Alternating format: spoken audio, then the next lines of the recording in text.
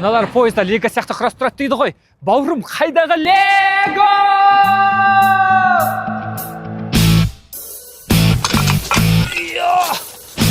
Ауыр ғой мынау.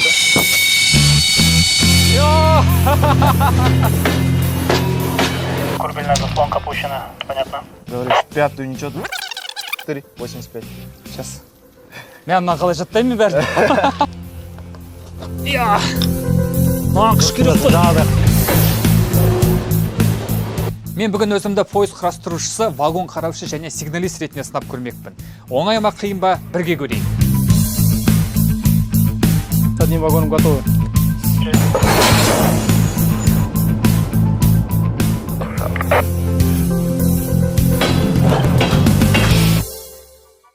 Закрепление убирания тормозных башмаков. Штаб жолды сұрттау бар жағынан штаба терезелеріске жібектеміз. 5-ші штабы. Қабылданды 5-ші жолға 3 табан тежегішті бектеміз. Ну вот, под вагон вот так никогда не лезь. Қауіпсіздік шараларын орындау керек. На стрелке 148, курбельная заслонка опущена, понятно? Говоришь, пятую ничего. Сейчас. Мен мына қалай жаттаймын бәрі. Біз тексереміз буксы, дөңгелек тұрып тексереміз. Ұрған кезде екеу дауыс шықса двойной. Осы двойной қойында. Ол кезде мынау ақау бар деген сөз. О, бұл деген темірдің симфониясы ғой. А менің музыкалық қабілетім бар. Менде идея.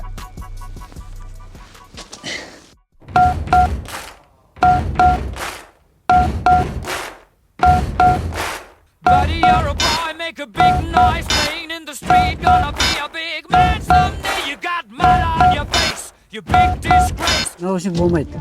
Бұл қауіпсіздік жер. Бұл сәке ойнайтын жер емес, дискотека емес. Бұл өмірге өте қауіпті жер. Мына тепловоз қосылды, қазір жерден 10 вагон дайындап шығамыз, пойызға дейін. Не істеу керек аға? Мына жерде 2 рукаваны бір-біріне жалғайсыз. 10 вагонды сөйтіп 10 вагон солай жалғап шығамыз қазір. Хоппа! Ялма!